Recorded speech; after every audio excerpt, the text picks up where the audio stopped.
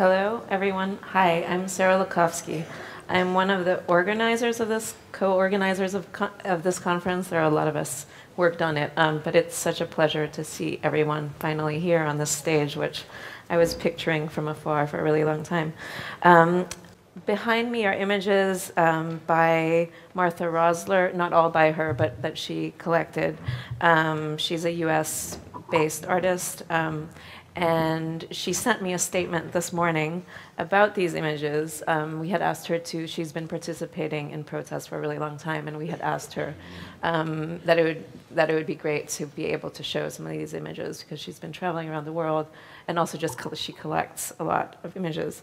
And then she sent me this statement this morning, so I'm gonna, it's rather long, so I'm gonna make this available over here. So after the session, you can read the notes. But I'll just quote a little bit from it. This slideshow of demonstrations in public is only a selection of the images I have both taken and amassed over the past decades. A prime focus is on the global uprisings, more properly territorial manifestations of 2011, many of which were consequences of the crashing of the world economy by unfettered banking interests, and which may broadly be referred to as the Occupy movements. The first encampments in this round were begun by the indignados or encampados of Spain, and the protesters in Athens' Syntagma Square, and those in Cairo's Tahrir Square.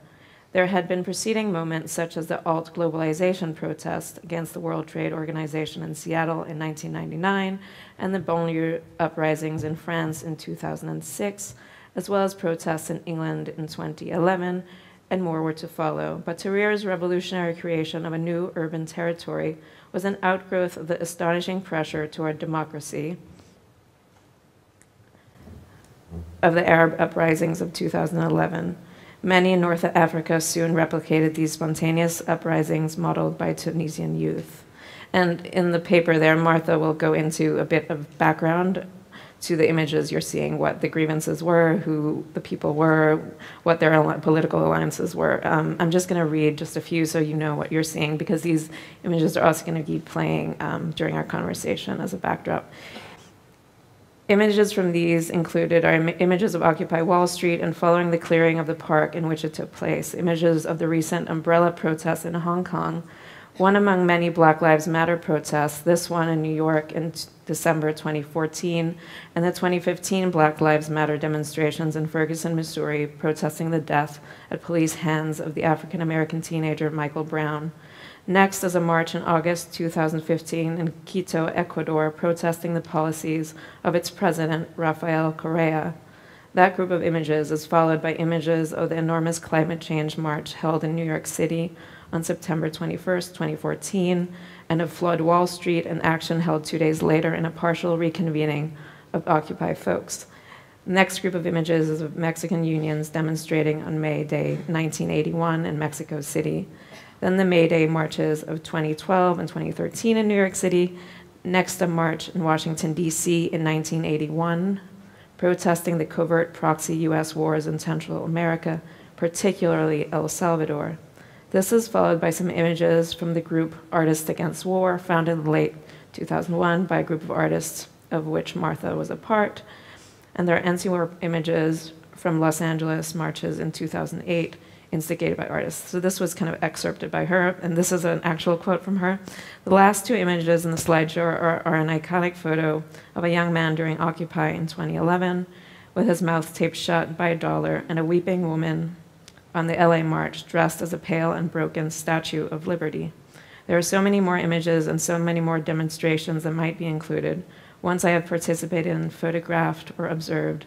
As you will notice, a number of these protests are represented by images on computers and TV screens, including live streams created and sent out by activists on the one hand, or by the media networks on the other. Each is enfolded within the discursive contexts that give meaning to actions, and they're images. Images can inform and they can energize, and communication is, as always, combat by other means. So that was from Martha Rosler, and I encourage you to read the rest of it, and I'll just keep playing during my own introduction. So this is no longer Martha Rosler that I'm ventriloquizing, but myself. So I want to begin by invoking a scene that will be familiar to many of us here, standing on the street, voicing opposition with others. In my case, I could have described protest against the wars in Afghanistan and Iraq and police brutality, but I want to take as our example today a very large May Day protest during the days of Occupy Wall Street. I was surrounded by people on all sides, though limited by the space made possible by the street and further cinched by the barriers erected by the police, more inching than actually marching, really. For those of us who obeyed this sanctioned route, we were cued to stop and start between barriers from Union Square to Lower Manhattan. And I recall glances to my friends I had joined happily, and the sideways looks to those immediately in front and behind me, what motivated them to be here, and where had they come from, and where would they go after. The signs carefully prepared days in advance, slogans invented among friends, and in my case, spontaneous anger on a cardboard box. Whose street? Our street. Show us what democracy looks like. This is what democracy looks like. A trickle of tears because I am a sucker for many voices in unison. And also this time I recall the glances to others just beyond the limits of the protesting ranks. A close look at their faces. Why were they not here? Did they not recognize what was wrong? What would it take to make them join? Were they actually silently opposed? And the protester is phenomenologically limited by hearing and height, and in my case, not very much of an advantage, to be able to assess the temporary collective body of protest. And like every protest I have taken part in on this day too, the conversation with friends and new comrades quickly turned to what I would venture is the most common protest small talk. How many are here? What is the size of this temporary we huddled together? An uncertain science of hearsay and rumor, a lot like guessing the number of beans in a jar, the children's game, is however typically met with one certainty. The actual number of protesters is always notoriously misrepresented by the police, which is then passed on to the media, who make it fact. At least this is the case in the US, which is that, although being Danish, I've lived there for 15 years, so this is kind of where I'm talking from, not universal by any means. What stood out for this day in particular for me was a small bird-like creature whizzing into the air. It was no bird, no Superman, but a drone. The drone coincidentally became widely available for civilian use around the same time that the OWS language of the 1% hit the mainstream. This was the first time I had seen one myself, and in the days that followed, it was photographs that it had produced, shared by friends who were also there, that circulated in my social media feed. Yet what was probably most striking about these images, which inspired us who had been there by showing avenues thick with crowds as far as the eye could see, which was very inspiring, was that they resolutely did not appear in the news media.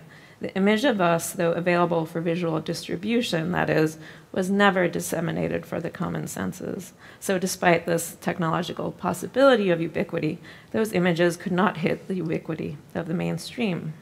And of course, the dark irony is not lost on me that the technology that enabled us to see our strength in numbers is, of course, a technology built for war. The little bird was likely on missions in Pakistan or Yemen at the very moment that I was in Lower Manhattan.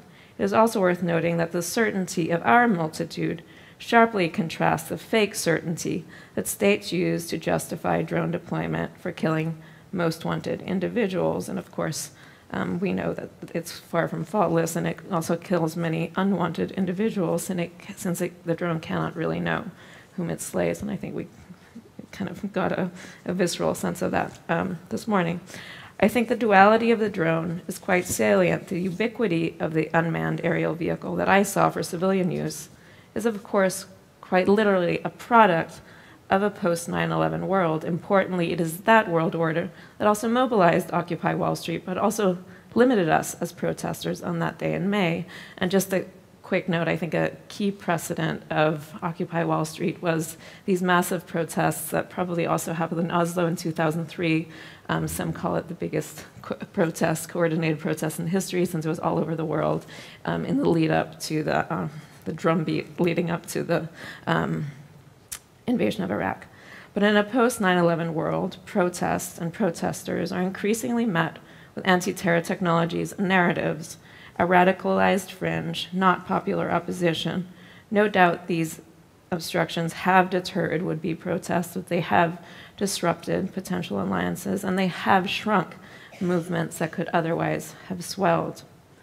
In the years since 9/11, a spate of anti-protest laws have been enacted around the world. I'm aware of examples in Spain, France, Chicago, and Quebec. There are, of course, many more. Local frameworks are different, but since our task today is comparative, common themes are the criminalization of protests, intolerance of disruption, and spaces like Parliament squares and colleges marked as ineligible for public assembly. Alongside the legal frameworks come many unwritten and more questionably legal behaviors by increasingly aggressive police forces, the intimidation of people identified as potential protesters, the militarization of police forces, claims of inciting violence egged on by police provocations, and tactics of so-called non-lethal pacification, like the cuddling of protesters, the covert filming of protests, subsequent face recognition of protesters, and a battery of products peddled on global law enforcement and military markets, such as rubber bullets, tasers, and tear gas, and then those more obscure items developed for a post-9/11 world, or an implausible Bond character, maybe, like repellent gas that reeks of unpleasant bathroom odors, and an invisible ray that temporarily heats up the surface of the skin, and on and on. I mean, some of these are so ridiculous that they seem fictional. These outsized efforts to squash, repress, and contain seem to clash with the repeated claims that in our digital times, protest doesn't work. But many seem unpersuaded by this argument, or the conditions are just so bad that you don't want to just do nothing. Despite the worldwide trend of obstructing and banning protest, our time has also been called an age of dissent. Although there have been many blackouts in the media, to be sure, street action has effectively articulated grievances. I would argue those grievances have reverberated, though in quite incalculable ways, around the world. Some of that we're seeing back here. You know, what is the relationship between the different protests that we're seeing? There are connections, but what are they? It's hard to pin them down. The Arab Spring, which began in Tunisia in 2010, Occupy Wall Street in 2011, Gezi Park protests in Turkey in 2013, and the Black Lives Matter protests erupting that same year. And importantly, Black Lives Matter is a movement that has also taken to the streets to emphasize how state violence looms larger over people of color, even precisely when not acting in opposition, how there can be lethal outcomes from driving while Black, attending a pool party while Black, playing in a park while Black, shopping in Walmart while Black. And to those of you who are not familiar, these are all actual cases in which Black people were either killed or violently attacked by police or security guards. This movement has sparked the famous, in the US, I should mention, this movement has sparked the famous hashtag Black Lives Matter, which infectiously and repeatedly insists that Black lives do matter when it is everywhere apparent that structural racism continuously performs the opposite.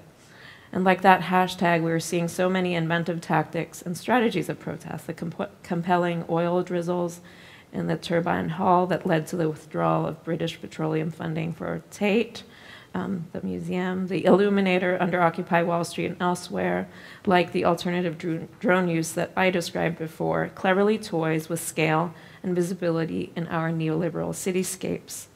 And using the flexible and ephemeral medium of light, this is the Illuminator, entire facades are covered with slogans that reveal the economic interests and ideological valences of major institutions.